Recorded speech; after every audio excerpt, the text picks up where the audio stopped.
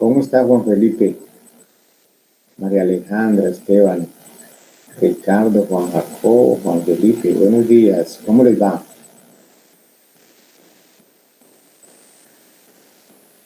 Esteban, buenos días. Karen, buen día. Caterine, buenos días. ¿Cómo están? Bueno, les cuento que el tema que vamos a trabajar en el día de hoy es el tema que corresponde a los analgésicos, a los antiinflamatorios y a los antipiréticos. La antipiresis, es decir, el control de la fiebre, la analgesia, el control del dolor y el control de la inflamación, son tres aspectos muy importantes que el médico se topa a diario con ese tipo de circunstancias. La fiebre es una manifestación muy común de muchas enfermedades infecciosas y no infecciosas se manifiestan con fiebre y a veces corresponde, y es importante, reducir la temperatura, porque un exceso de temperatura, cuando pasa por encima de ciertos límites, empieza a ser peligrosa para el organismo. En el caso del dolor, el dolor es también un síntoma muy frecuente que aparece con muchas enfermedades infecciosas donde las bacterias, por ejemplo, causan destrucción en los tejidos, los traumatismos, hacen un daño tisular y termina causando dolor. También algunos problemas neurológicos a nivel de nervios terminan causando dolor. Y la inflamación es otro, digamos, eje central de la fisiología, digamos, de la fisiopatología del organismo, puesto que ante cualquier situación nociva en el organismo se disparan una serie de eventos inflamatorios que a veces empiezan a ser nocivos y deben ser controlados con sustancias antiinflamatorias. Entonces, estos tres aspectos que vamos a tratar en el día de hoy, y también lo vamos a hacer en la siguiente clase, aunque no teníamos otra clase destinada para esto, pero dada la extensión y lo largo del tema, porque solo analgésicos es un tema muy amplio, solo antiinflamatorios es un tema muy amplio, los antipiréticos es otro tema muy amplio. Sin embargo, no podemos pretender que siendo temas tan amplios, ustedes vayan a salir, digamos, expertos en analgésicos, en antiinflamatorios y en antipiréticos, ni mucho menos. Pretendemos en estas dos sesiones, la de hoy y la próxima, dar los elementos generales, dar los elementos,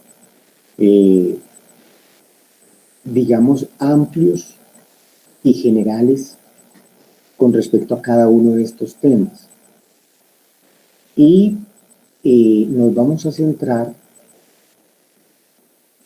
quizás con un poco más de detalle, en los antipiréticos y en los analgésicos, que tienen sobre todo mayor importancia en el manejo del dolor abdominal. Muchos otros tipos de analgésicos, como los opioides, incluso los antiinflamatorios no esteroideos, nosotros vamos a tener unos espacios más adelante, cuando estén en osteomuscular, vamos a ver los antiinflamatorios, puesto que en este sistema es donde más se usan y donde más se indican. Y cuando estemos en nervioso, vamos a ver los medicamentos útiles en el dolor neuropático y los medicamentos del grupo de los analgésicos opioides, que tienen un efecto más que todo a nivel del sistema nervioso central. Entonces, los conceptos son generales. Este primer semestre es un semestre introductorio, pero nos va a permitir tener una visión amplia y general de lo que son los analgésicos, de lo que son los antipiréticos y de lo que son los antiinflamatorios. Después del tema de los analgésicos, nosotros seguiremos con las dos clases que tenemos programadas de antibacterianos o antibacterianos, porque después compendiaremos las clases que tenemos de antimicóticos y antivirales, las compendiaremos, puesto que más adelante también tendremos otros espacios para hablar de antimicóticos, donde los hongos hacen más presencia, y de antivirales, donde los virus son más importantes, no tanto en el sistema, digamos, digestivo. Y ahí nos vamos equilibrando entonces con las temáticas. Bueno, entonces tres temas, digamos, son importantes, o tres aspectos son importantes y son los que vamos a tratar en el día de hoy. 1. Analgésicos. 2. Antiinflamatorios. 3. Antipiréticos. El primer objetivo será ofrecerles a ustedes un listado de los integrantes de este grupo, qué sustancias se incluyen en cada uno de estos grupos. El segundo objetivo será presentarles algunos aspectos generales sobre el dolor, la inflamación y la fiebre. El tercer objetivo será comentarles algunos aspectos generales de estos grupos de sustancias analgésicas, antiinflamatorias y antipiréticas. Y finalizando, bueno, yo creería que con esos tres objetivos logramos sacar, digamos, adelante la clase del día de hoy. En la clase próxima nos centraremos ya sobre medicamentos específicos que se utilizan como analgésicos, sobre todo, les repito, los que tienen utilidad en enfermedades del sistema digestivo, haciendo más énfasis en los analgésicos antiespasmódicos. Y nos centraremos también en los antipiréticos, teniendo en cuenta que uno de ellos, que es la dipirona, que se usa para bajar la fiebre, también tiene muy buen efecto analgésico y también se usa mucho con fines de analgesia. Lo mismo el acetaminofén, que también se usa como antipirético, y lo mismo el ibuprofeno, que también se usa como antipirético. Entonces, comenzando con el primer objetivo, digamos una clasificación grande de este tipo de sustancias.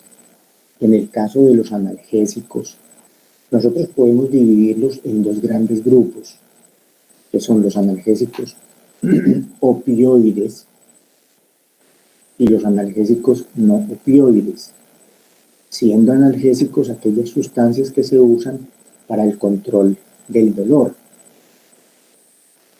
Dentro de los analgésicos opioides, tal vez el representante más importante ha sido la morfina.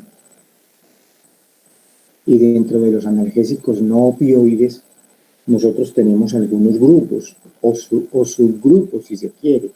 Los AINES o antiinflamatorios no esteroideos, de los cuales tal vez el grupo el ejemplo o el integrante más conocido de todos es el ácido acetilsalicílico o aspirina.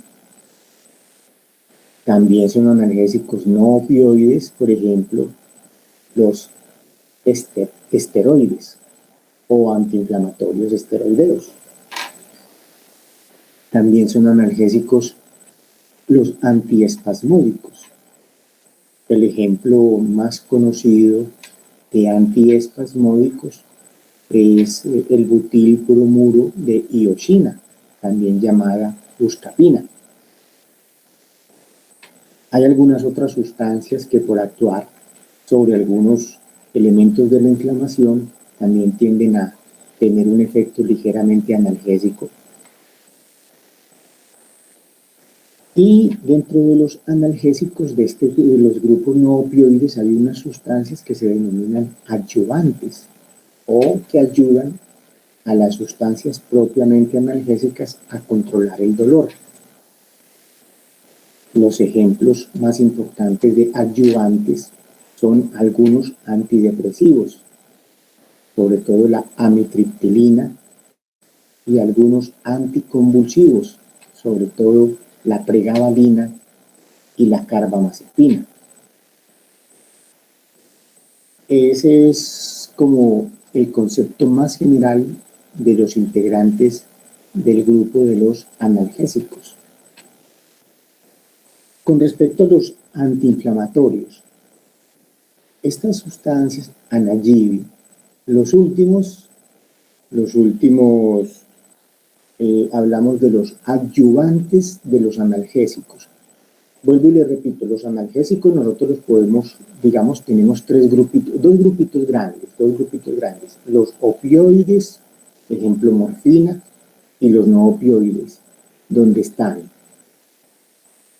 los AINES, el ejemplo más importante, la aspirina o ácido acetilsalicílico, los esteroides, el ejemplo más importante, la hidrocortisona, los antiespasmódicos, el ejemplo más importante, ahí tenemos el butilbromuro de ioxina. Los antiespasmódicos, el integrante más importante ahí, el butilbromuro de ioxina. Y tenemos otro grupito o subgrupo que son los adyuvantes. Ahí tenemos antidepresivos, el ejemplo, la amitriptilina, y anticonvulsivos o antiepilépticos. Ahí tenemos carbamazepina y pregabalina. Yéndonos ya para el grupo de los antiinflamatorios, estos compuestos van a controlar la inflamación. La inflamación es un proceso fisiopatológico. La inflamación no es un proceso fisiológico. La inflamación es un proceso ya fisiopatológico, en el cual las membranas celulares se destruyen por acción de fosfolipasas y se liberan y se activan una serie de mecanismos inflamatorios, donde predominan sustancias como prostaglandinas y se activan entonces las ciclooxigenasas, que son claves en la síntesis de las prostaglandinas, donde se activan también toda una cantidad de sustancias proinflamantes, como la histamina, la bradicinina y toda una serie de sustancias también inflamatorias, interleuquinas, etc. Pues bien, para mencionarles los integrantes de este grupo de los antiinflamatorios, entonces nosotros tenemos los no esteroideos, donde el ejemplo más importante es la aspirina o ácido acetilsalicílico, ya como antiinflamatorio. Tenemos esos antiinflamatorios no esteroideos, se pueden subdividir en aquellos que inhiben predominantemente la ciclooxigenasa 2,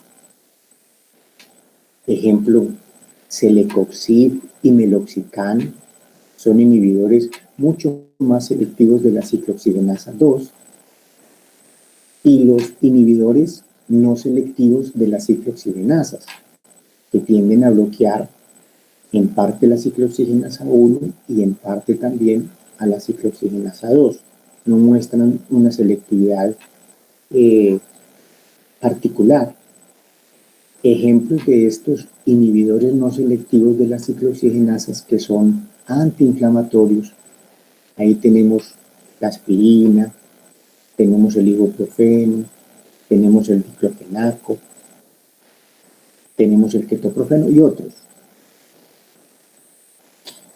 También son antiinflamatorios unos medicamentos que se llaman DMARD, la D, la M, la A, la R y la D, DMARD. Esos DMARD es una sigla para referirse a aquellos medicamentos utilizados en la artritis reumatoidea y que modifican la evolución de la enfermedad, porque los antiinflamatorios no esteroideos se usan también en artritis reumatoidea porque ayudan a controlar el dolor y la inflamación, pero no modifican la evolución de la enfermedad. En cambio, estos DMARD, la D, la M, la A, la R y la D, medicamentos que modifican la evolución de la enfermedad reumática. Ahí tenemos como ejemplos importantes el metotrexato, la sulfasalacina, la hidroxicloroquina y otros.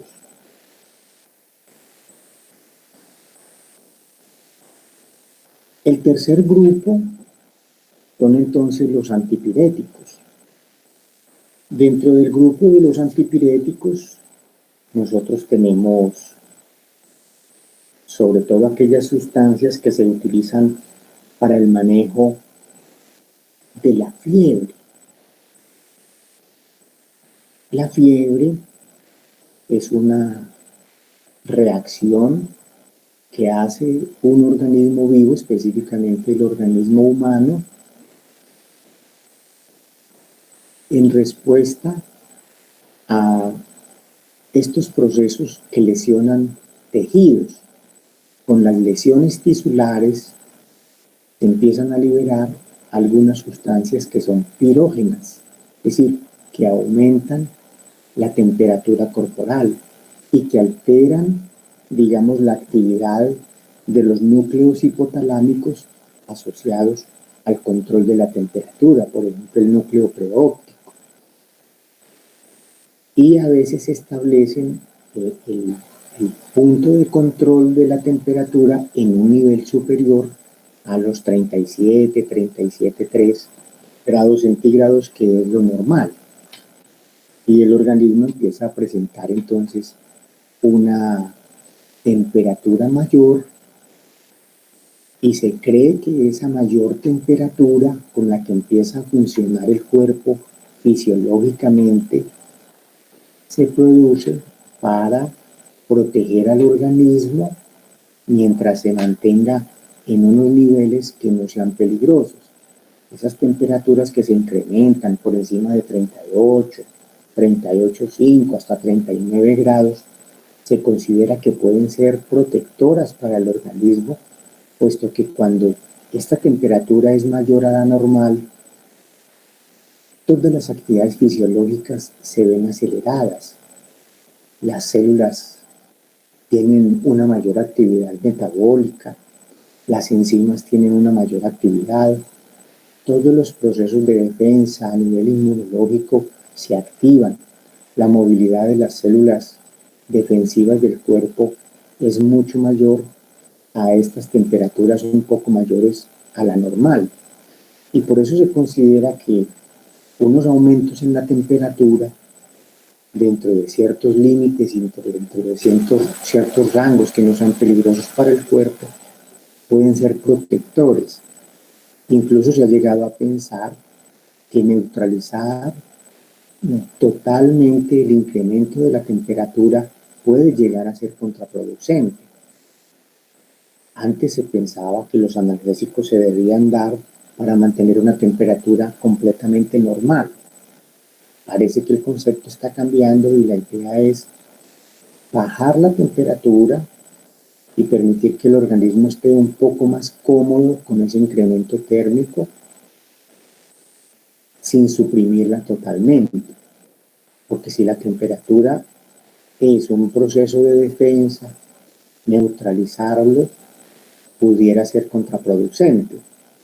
Están en avance estudios para tratar de demostrar si a las personas que se les controla mucho más la temperatura y se lleva casi hasta lo normal, se pueden complicar más que aquellos que se hace un control menos riguroso.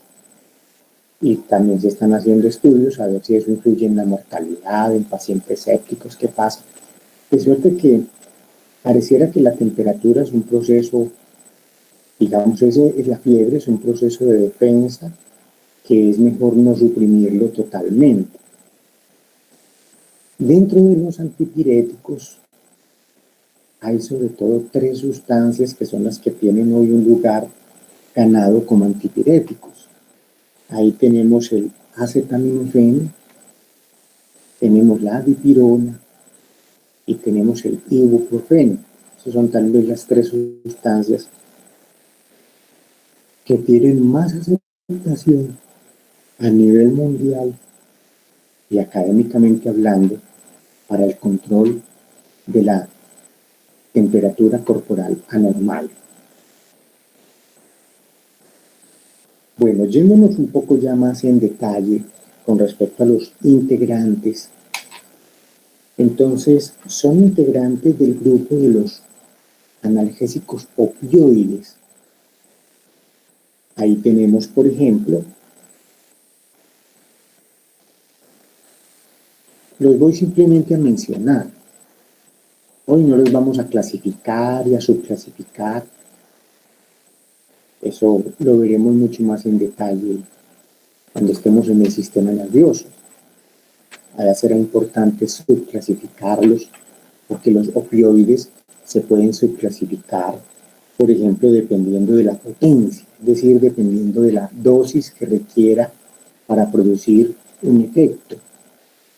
En ese caso nosotros tendríamos opioides, digamos, potentes, es decir, que requieren pocas dosis, y opioides poco potentes, que requieren dosis mayores para producir el mismo efecto que aquellos que son más potentes. Ejemplo, el fentanil es más potente que la morfina y la morfina es más potente que la codeína. 100 microgramos de fentanil son necesarios para producir un efecto analgésico equivalente al que se obtiene con 10 miligramos de morfina. Y los 10 miligramos de morfina son equivalentes al efecto analgésico que se obtiene con 60 miligramos de codeína. Entonces, los opioides se pueden clasificar según su potencia, según las dosis. Pero los opioides también se pueden clasificar por si son agonistas o antagonistas, o hay sustancias que son mixtos. Un ejemplo de un opioide agonista es la morfina, y un ejemplo de un opioide antagonista es la naloxona. La naloxona es importante como antagonista porque es el antídoto en casos de intoxicación por opioides. Entonces les voy a mencionar sustancias que pertenecen al grupo de los opioides sin subclasificarlos, porque esa subclasificación ya la estudiaremos con mucho más detalle y será un objetivo cuando estemos en el nervioso. Entonces forman parte del grupo de los opioides la morfina, la meperidina, el fentanilo, el sufentanilo, el remifentanilo, la codeína, la oxicodona, la hidromorfona, la metadona. Estas son algunas de los integrantes más importantes y mejor conocidos del grupo de los opioides. Es muy común la presencia de los opioides, digamos, en el uso clínico, porque los opioides tienden a reservarse para el manejo de dolores fuertes o intensos. Por ejemplo, el dolor tipo cólico que aparece, por ejemplo, a nivel biliar, tiende a manejarse con meperidina, no tanto con morfina, porque puede aumentar la contracción del esfínter y dificultar el vaciamiento de la bilis. Entonces tiende a manejarse más con meperidina. El dolor del cólico, por ejemplo, renal, se maneja con morfina. En el dolor del infarto agudo de miocardio, que es un dolor muy intenso, tienden a usarse en pequeñas cantidades de morfina. En los dolores intensos, de lesiones graves en el cuerpo, se usan este tipo de analgésicos, dolores crónicos, en el dolor neuropático. Sin embargo, no se puede abusar de los opioides porque hay un problema grave que es la dependencia. Y otro problema muy grave son las muertes asociadas al mal uso de los opioides, porque entre otras cosas pueden producir depresión respiratoria y paro respiratorio con muerte. Hoy se habla de una epidemia del uso de opioides. De hecho, ustedes saben que una sustancia opioide, que es la heroína, que es la diacetilmorfina, se usa, digamos, para obtener placer, y es una de los problemas graves de la adicción que hay hoy en el mundo. Y para ayudar a que las personas dejen el deseo de consumir heroína, se utiliza metadona. Entonces estos compuestos, digamos, opioides, se usan mucho. Dentro de los antiinflamatorios, que es el otro grupo grande, les voy a mencionar sobre todo el integrante de los AINES. Los antiinflamatorios esteroideos nosotros los vamos a estudiar cuando estemos en genitourinario, puesto que la corteza suprarrenal estudia junto con el riñón. Sin embargo, en el sistema digestivo, los esteroides son útiles para el manejo, sobre todo, de problemas inflamatorios asociados a la enfermedad inflamatoria intestinal, por ejemplo. Entonces les voy a mencionar los dos integrantes de ese grupo. Los DMARD es un grupo muy importante, sobre todo en pacientes reumáticos o que tienen enfermedades autoinmunes. Esos medicamentos los vamos a estudiar con más detalle cuando estemos en osteomuscular, Dios mediante. Entonces, yéndonos con el grupo de los, dejando ya el grupo de los opioides y yéndonos al grupo de los antiinflamatorios, que también son analgésicos, del grupo de los AINES, ahí tenemos, entre otras sustancias, el ácido acetilsalicílico o aspirina.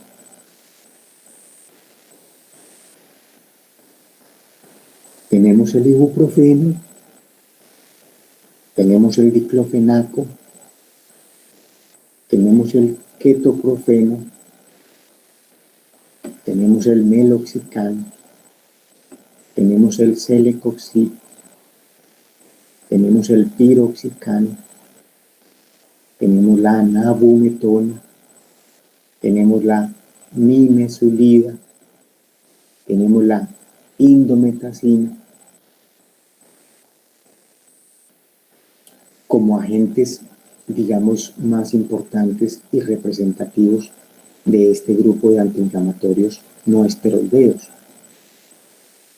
Los mejor conocidos y los que más se usan, el ácido acetilsalicílico. María Alejandra, los últimos dos, nimesulide, nabumetona, indometacina.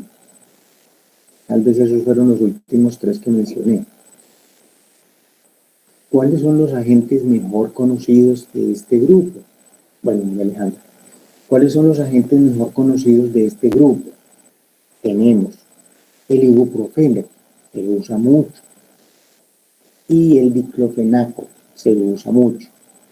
Hay otro también importante que es el naproxeno. El naproxeno es otro agente que también pertenece a este grupo y se usa con relativa frecuencia. Y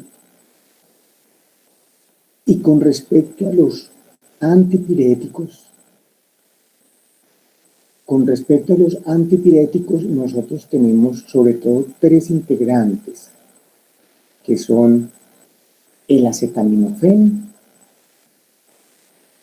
el ibuprofeno y la dipirona. Esos son tal vez los tres agentes que están más recomendados académicamente y a nivel mundial para ser utilizados como antipiréticos para el manejo de la piel. Con esto creo que termino el primer, digamos, objetivo de generalizar los grupos y mencionar integrantes importantes y destacados de ese grupo. En la siguiente clase nosotros vamos a detallar ya los aspectos farmacológicos de medicamentos muy usados, como la dipirona, el acetaminofén, el butilbromuro de dioxina, que se usa como antiespasmódico, que son tres compuestos muy usados, y el ibuprofeno. Tal vez esos son los agentes más importantes que vamos a estudiar, puesto que la morfina lo estudiaremos cuando estemos en el sistema nervioso, metotrexato, sulfasalacina, hidroxicloroquina los estudiaremos cuando estemos en el sistema osteomuscular. Los esteroides los estudiaremos con más detalle cuando estemos en el genitourinario. Bueno, el segundo objetivo es mencionar algunos aspectos ya generales sobre estos grupos. Entonces vamos a mencionar en primer lugar los aspectos generales relacionados a los analgésicos opioides y posteriormente mencionaremos los aspectos generales de los antiinflamatorios no esteroideos, para por último mencionar los aspectos generales de los antipiréticos. Inicialmente, con respecto a los analgésicos opioides, estos medicamentos se manejan y se utilizan desde hace muchísimos años. Tal vez fueron los primeros analgésicos que hubo, porque el opio que se comercializó hace muchísimos años, se comercializaba de la China hacia Europa y del Asia hacia Europa. Ese opio tenía propiedades analgésicas y tenía muchas de las propiedades que se le describen hoy a los opioides, debido a que precisamente todos los opioides naturales se obtenían a partir del opio. Por eso se hablaba del término opiáceos. Opiáceos son todas aquellas sustancias derivadas del opio.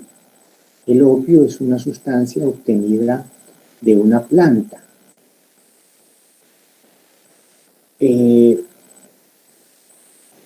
Esa planta permitía obtener muchos y permitió sintetizar muchos compuestos derivados del opio. Uno de ellos la morfina y otra serie de sustancias. Posteriormente se descubrió que en los animales, no solamente las plantas, sino que los animales también tenían dentro de su organismo elementos fisiológicos que eran semejantes a los compuestos que se obtenían a partir del opio. Y entonces se descubrieron las endorfinas, que son compuestos parecidos a la morfina, que están en los organismos vivos animales. Y con el desarrollo de la química sintética, también se han logrado sintetizar algunos analgésicos que son semejantes a la morfina en cuanto a sus características, etc. Y entonces, para referirse a los compuestos derivados del opio, que son analgésicos, se habla de opiáceos.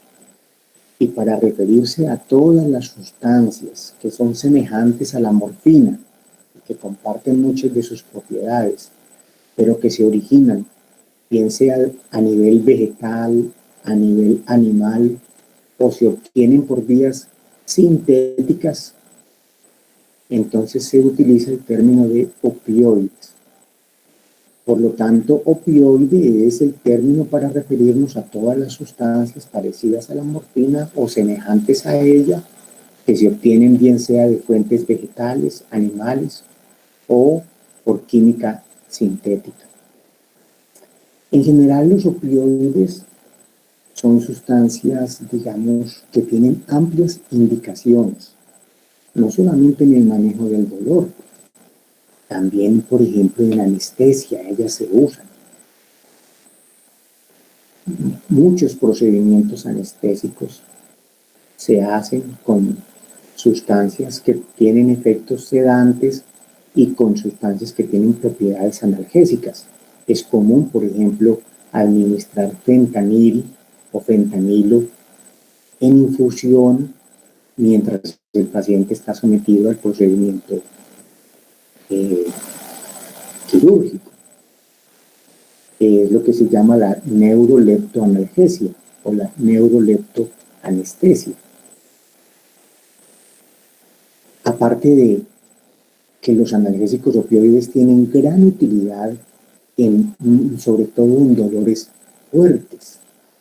No son recomendados para dolores leves, por ejemplo, dolores osteomusculares posteriores a un trauma leve, no se recomiendan porque son sustancias que, si bien son muy eficaces para el manejo del dolor, tienen un gran inconveniente y es la adicción y las muertes asociadas a este tipo de compuestos. Como son muy adictivas, entonces son sustancias controladas en la mayor parte del mundo, quizás en todo el mundo, son sustancias sometidas a controles especiales. En nuestro país, esos medicamentos se formulan también controlados, hay que formularlos con un formulario especial y tener un registro especial. En general, los opioides actúan uniéndose a receptores de opioides. Hay diferentes tipos de receptores de opioides. Están los receptores mu, que son tal vez los más importantes, los receptores delta y los receptores kappa, entre otros. Entre su farmacocinética, actúan ellos a nivel de la médula espinal y a nivel del sistema nervioso central, allá a nivel encefálico. Y estas sustancias, en general, tienen una farmacocinética, les otorga una biodisponibilidad cuando se dan por vía oral muy variable, porque el metabolismo que se hace a nivel hepático por las vías de las SGP3A4 y 2D6 principalmente, presenta una gran variabilidad entre las personas. Entonces las biodisponibilidades se reducen de manera importante cuando se dan por vía oral, son mayores cuando se dan por vía parenteral. Eso quiere decir que las dosis que se usan por vías parenterales tienden a ser menores que las que se usan por vía oral. Se excretan en parte por riñón y en parte como conjugados con glucurónido. Por ejemplo, la morfina se excreta conjugada con glucurónido en la forma de morfina 3-glucurónido y morfina 6-glucurónido, siendo 6-glucurónido todavía una sustancia activa. Dentro de los efectos adversos de los opioides, se destacan sobre todo como efectos adversos frecuentes. Por ejemplo, en el uso agudo pueden producir sedación, euforia, la refieren algunos pacientes, puede generar miosis, puede generar depresión respiratoria, en algunos casos se presentan hipotensiones leves y con el uso crónico tienden a producirse sobre todo tres fenómenos: estreñimiento, tolerancia, es decir, se van requiriendo cada vez dosis mayores para obtener el efecto, y la dependencia, es decir, el paciente se va volviendo dependiente a estas sustancias. En general, los opioides pueden interactuar con otros medicamentos que son sedantes, como las benzodiazepinas, ejemplo, diazepam, con el alcohol, con otras sustancias que son depresoras del sistema nervioso central, como los antidepresivos, los antipsicóticos, el mismo etanol o alcohol. Tenemos muchas formas farmacéuticas de opioides. Tenemos formas en tabletas. Por ejemplo, tenemos tabletas, bueno, por ejemplo, la codeína viene mezclada con acetaminofén en tabletas. Tenemos gotas de morfina. Tenemos tabletas de oxicodona. Y vienen también parches en la forma de fentanil en parche, al manejo del dolor crónico, y las formas parenterales para administración, por ejemplo, endovenosa. La morfina en ampolletas, por ejemplo, de 10 miligramos para administración, por ejemplo, intravenosa, y la meperidina en ampolletas de 100 miligramos para administración también intramuscular o intravenosa. En el caso de los antiinflamatorios no esteroideos, es el grupo que nosotros, donde incluimos el ácido acetilsalicílico, el ibuprofeno, el diclofenaco, el naproxeno, y que los subdividimos en inhibidores de la ciclooxigenasa. Estos medicamentos, ¿cómo actúan? En general, actúan inhibiendo las COX, COX, también llamadas ciclooxigenasas, enzimas que están presentes en las células y que son importantes en la síntesis de prostaglandinas. Una vez los fosfolípidos de la membrana, principalmente el ácido araquidónico, es sometido al efecto de las ciclooxigenasas, bien sea la ciclooxigenasa 1 o la ciclooxigenasa 2, entonces se empiezan a producir precursores de las prostaglandinas, como son la prostaglandina G y prostaglandina H. Y a partir de ahí, por la acción de otras enzimas, se empiezan a producir ya las prostaglandinas de tipo I, de tipo E, de tipo F, entre otras. Algunas son muy fisiológicas, por ejemplo, la prostaglandina E es muy fisiológica en el estómago y cumple un efecto protector en el estómago y reparador, y aumenta la secreción de bicarbonato protector, de suerte que reducir la síntesis de prostaglandina E en el estómago con antiinflamatorios no esteroideos como aspirina o ibuprofeno puede causar lesión en el estómago, y también termina causando lesión en el intestino, porque muchos de estos antiinflamatorios hacen un proceso importante de recirculación enterohepática. En el caso de las ciclooxigenasas 2, ellas son inhibidas. En el caso de la prostaciclina o prostaglandina I, ella es muy fisiológica, sobre todo en el riñón, para mantener un flujo renal adecuado.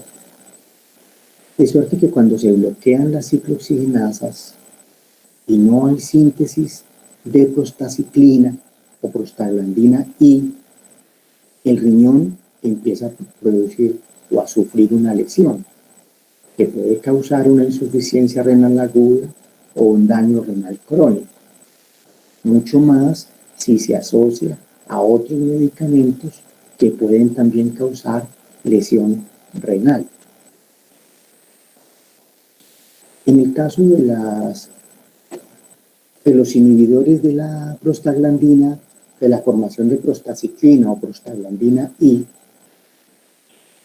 es importante mencionar sobre todo los inhibidores de la ciclooxigenasa 2, porque los inhibidores de la ciclooxigenasa 2 inhiben sobre todo la formación de prostaciclina. Al inhibir la formación de prostaciclina, el organismo pierde una defensa renal importante y pierde una defensa vascular importante porque la prostaciclina es vasodilatadora. Entonces, cuando no hay prostaciclina, los vasos pierden la vasodilatación y la sangre tiende a coagularse más fácil. Y estos medicamentos inhibidores de la ciclooxigenasa 2,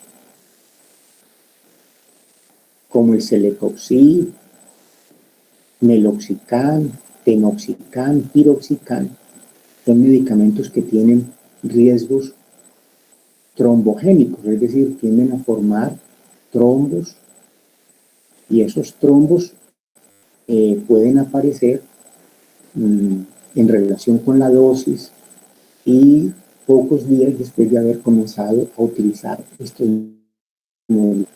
También el diclofenaco, fentanilo. ¿Cuáles son los inhibidores de la ciclooxigenasa 2?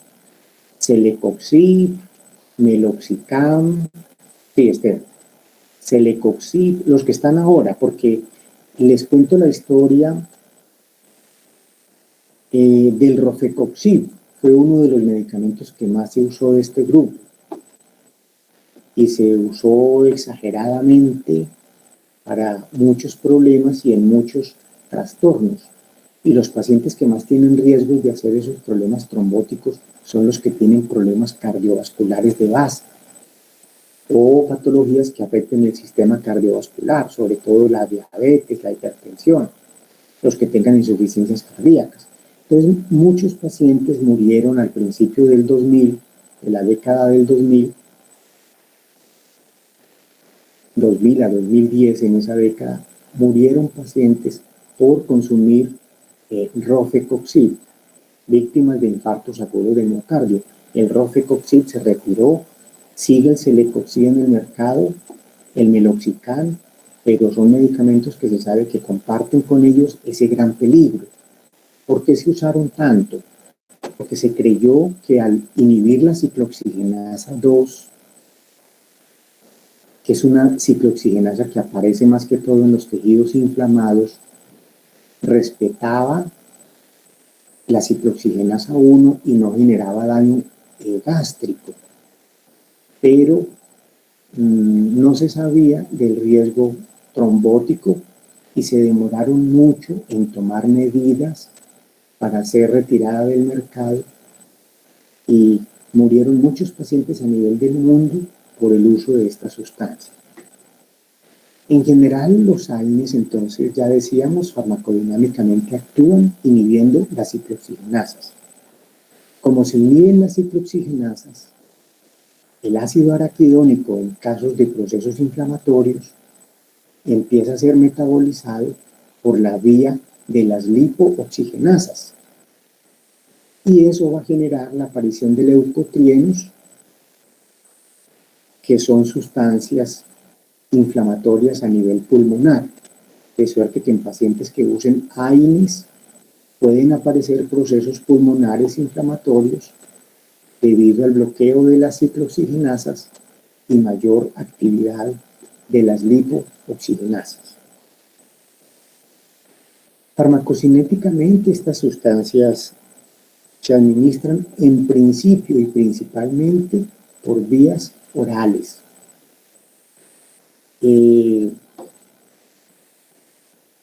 La biodisponibilidad de estas sustancias en general es muy buena. Se unen altamente a proteínas. Las uniones a proteínas son altísimas, casi del orden de más del 98%. lo cual puede ser importante debido a que pueden desplazar a otras sustancias farmacológicas que también se unan de manera importante a las proteínas y pudieran de pronto eventualmente llegar a causar problemas por esa situación. Son sustancias que se metabolizan, sobre todo en el hígado, y se eliminan por riñón en una muy pequeña proporción sin metabolizarse. La mayoría se metabolizan a nivel hepático. Las vidas medias de estas sustancias, en general, son vidas medias relativamente cortas para el ibuprofeno y el diclofenaco. Se acercan más o menos a las 3 horas. Pero algunas, como el naproxeno, tiene una vida media ya más larga, de más o menos unas 10-12 horas.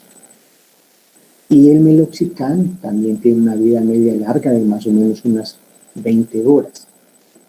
Pero la mayoría en general tienen vidas medias y más bien cortas. ¿Qué efectos adversos se describen con los antiinflamatorios no esteroideos? Sobre todo los que resultan de inhibir las ciclooxigenasas a nivel renal, en la forma de daños renales, a nivel gastrointestinal, en la forma de úlcera y hemorragias, a nivel respiratorio, en la forma de broncoespasmos, y también tienen otra serie de reacciones a nivel hepático. Por ejemplo, pueden causar hepatotoxicidad, pueden causar alteraciones dermatológicas en la forma de urticarias, a veces cuadros graves como eritemas multiformes, necrolisis epidérmicas tóxicas. A nivel hematológico pueden causar trombopenias, leucopenias. Entonces, el grupo de reacciones adversas también es muy amplio. Y dentro de las interacciones es muy importante, sobre todo, considerar medicamentos como la warfarina, que es un anticoagulante. Estos medicamentos pueden potenciar el efecto anticoagulante de la warfarina y terminar causando hemorragias, en parte porque muchos de estos compuestos lesionan el estómago y la warfarina, al no dejar coagular, se hace más fácilmente el sangrado gastrointestinal. También puede ocurrir que estos medicamentos pueden antagonizar el efecto de los diuréticos porque retienen agua y retienen sodio. Y lo ideal es no utilizarlos en pacientes con insuficiencias cardíacas porque contrarrestan y descompensan al paciente con insuficiencia cardíaca. Con antihipertensivos se pueden producir contrarrestos en el efecto porque los AINES tienden a aumentar ligeramente la presión arterial. Dentro de las presentaciones nosotros tenemos muy comúnmente, por ejemplo, diclofenaco, cápsulas de 75 miligramos, ibuprofeno, por ejemplo, comprimidos de 400 y de 600 miligramos. Tenemos jarabe de ibuprofeno para niños, generalmente 150 miligramos por cada cucharadita. Meloxicam, por ejemplo, lo tenemos en tabletas de 7,5 y de 15 miligramos. Naproxeno lo tenemos en tabletas de 500 miligramos. Y estos medicamentos tienden a utilizarse mucho en clínica, puesto que son muy usados, por ejemplo, en traumas ligeros, por su efecto antiinflamatorio y analgésico. Tienden a usarse también en enfermedades que tienen o que cursan con afecciones inflamatorias y con dolor crónico, lo cual hace que se abuse mucho de estas sustancias y se terminen consumiendo muchos de estos compuestos sin tener ningún tipo de control en ocasiones. Para los dolores, digamos, dentales, a las cefaleas también se recomiendan mucho, para las migrañas se recomiendan mucho, en los procesos de gota se recomiendan mucho. En el dolor postquirúrgico, el ketorolaco, que es otro antiinflamatorio no esteroideo, también se recomienda.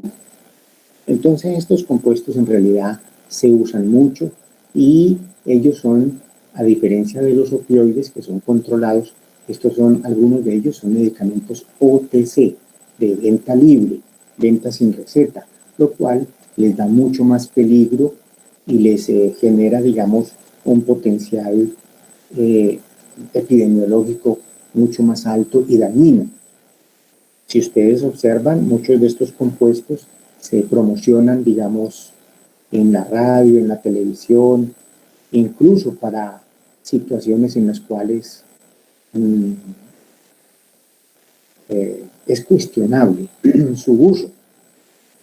Comercialmente se recomienda que las personas que tienen cansancio después de un día de trabajo lo tomen, lo cual es, digamos, improcedente porque los beneficios pueden ser menores que los riesgos y las personas los consumen sin estar al tanto de los peligros y de manera automedicada, incrementando el riesgo de sus efectos nocivos.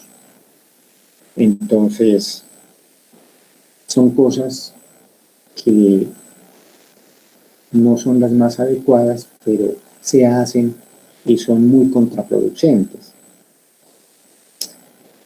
El otro grupo del cual quería comentarles en el día de hoy es los antipiréticos. En realidad el tema de los antipiréticos es un tema muy descuidado, casi no se publica al respecto y en general, digamos, tenemos 3 antipiréticos, entre ellos la dipirona, el ibuprofeno y el acetaminofén. Tanto la dipirona como el acetaminofén son sustancias que tienen efectos antiinflamatorios muy débiles. Los mecanismos de acción parecen ser distintos al bloqueo de las ciclooxigenasas. Con el acetaminofén se cree que, si bien inhibe la formación de prostaglandina E, también se ha encontrado que inhibe la óxido nítrico sintetasa y eso puede influir en su efecto también analgésico. En el caso de la dipirona, se cree que algunos de sus metabolitos pueden producir efectos sobre canales asociados a dolor que se activan por protones, capsaicina, hipoxia y otra serie de factores. En general, con estos compuestos antipiréticos son 3 compuestos: acetaminofén, dipirona e ibuprofeno. Todos los 3 compuestos son tremendamente riesgosos. Con el acetaminofén, un gran riesgo es la hepatotoxicidad. Cada vez se habla más de la hepatotoxicidad asociada al acetaminofén. Con la dipirona, siempre ha existido un riesgo y es la agranulocitosis asociada al uso de dipirona. A veces puede ser uso agudo o puede ser uso crónico. Y con el ibuprofeno, todos los problemas que ya hemos comentado. Estos medicamentos, digamos sobre todo el ibuprofeno y el acetaminofeno, son los más recomendados en niños para el manejo de la fiebre.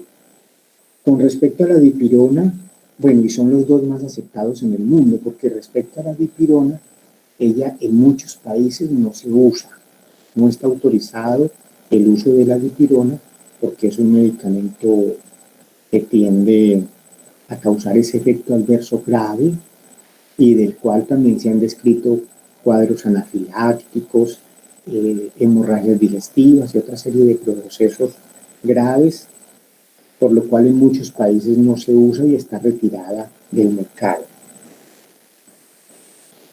Estos compuestos, en general, el acetaminofén, por ejemplo, Nosotros estos tres compuestos nosotros los vamos a ver con más detalle en la clase siguiente y vamos a mencionar ya los aspectos farmacológicos de cada una de ellas. Pero en general, el acetaminofén es un compuesto entonces que se metaboliza en el hígado y puede producir unos metabolitos tóxicos, sobre todo en pacientes que están en ayuno y están depletados de glutatión. A veces la ingesta exagerada de acetaminofén lesiona el hígado en forma aguda y causa la muerte. El antídoto en la intoxicación por acetaminofén es la N-acetilcisteína. Ustedes encuentran acetaminofén en jarabe para niños, generalmente con 150 miligramos por cada 5 mililitros. Encuentran, digamos, también tabletas de 500 miligramos y también está disponible hoy en ampolletas con 1 gramo. Muy peligroso el acetaminofén, sobre todo por el daño hepático. Paula, el antídoto se llama N-acetilcisteína. N-acetilcisteína, ese es el medicamento, ¿sí? N-acetilcisteína. Muy peligroso el acetaminofén, bueno, Paula Valentina, muy peligroso el acetaminofén, sobre todo por el riesgo de hepatotoxicidad. Sin embargo, ustedes ven que es un medicamento de venta libre. Muchas veces la gente lo sobreusa porque toma acetaminofén con diferentes nombres sin saberlo y terminan sufriendo problemas hepáticos. Los pacientes que más riesgo tienen del problema hepático con acetaminofén son los que ya tienen hepatopatía previa o que consumen alcohol de manera rutinaria. Estos pacientes son más propensos a hacer estos cuadros de hepatotoxicidad que generalmente tiende a aparecer con incrementos en las transaminasas, ictericia, anorexia, náusea, vómito, etc. En el caso de la dipirona, ustedes la consiguen en ampolletas de 1 gramo y tabletas de 500 miligramos. La dipirona es muy usada, no solamente por en los países donde se autoriza, es muy usada, no solamente por sus efectos analgésicos, en cefaleas, sino también por sus efectos antipiréticos, para bajar la fiebre. Se usa realmente mucho y se administra, bien sea vía endovenosa o por vía oral.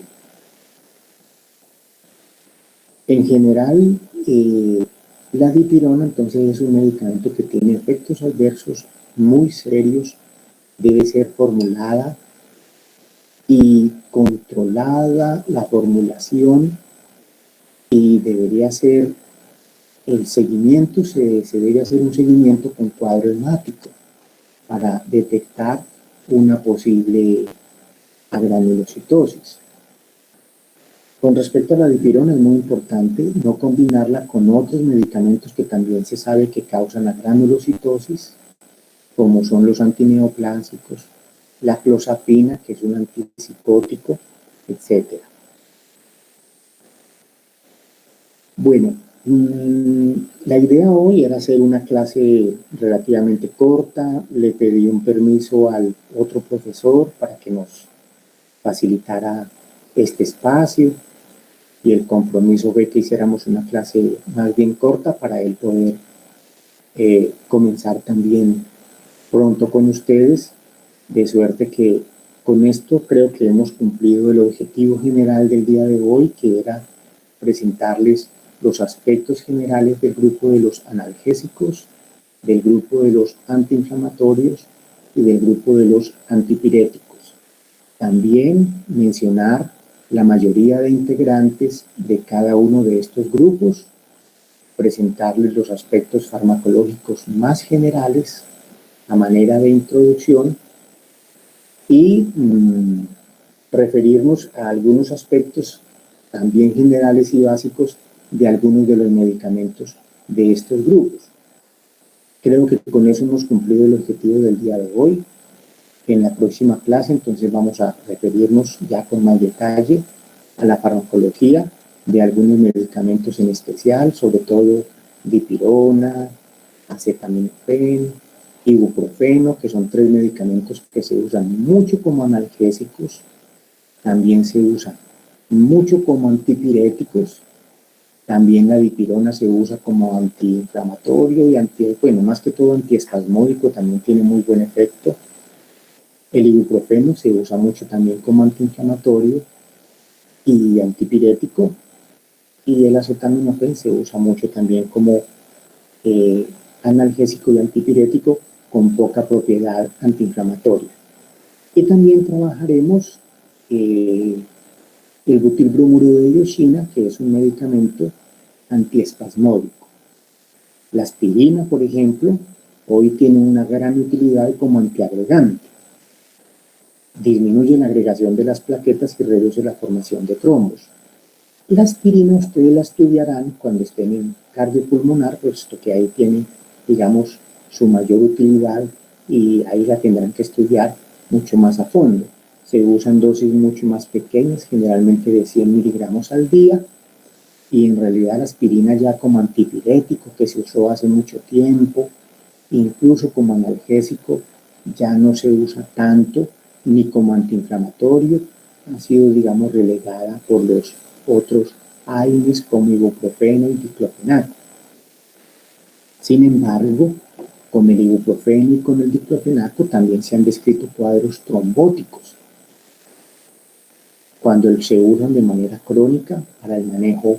Bueno, tampoco tiene que ser crónico de mucho tiempo, a veces son semanas o días de estarlos usando, se han asociado con cuadros trombóticos. Entonces, este tema de los AINES es un tema que está en mucha discusión, en mucho análisis, epidemiológicamente tiene una gran importancia por tanta formulación, tanto sobreuso, tanta venta OTC, tanto marketing y tanta promoción, y todavía no están esclarecidos toda la magnitud del impacto que tienen estos medicamentos en los estudios y en la, digamos, en la población. Por eso la farmacovigilancia es tan importante y por eso identificar las reacciones adversas es tan importante asociadas a estos medicamentos, y por eso el trabajo que ustedes están haciendo es tan importante. Entonces, no sé si tengan preguntas. Con esto quería dar por terminada la actividad del día de hoy, dar un espacio para que ustedes puedan descansar y disponerse a reunirse con el otro profesor que muy amablemente nos cedió el cambio de horario.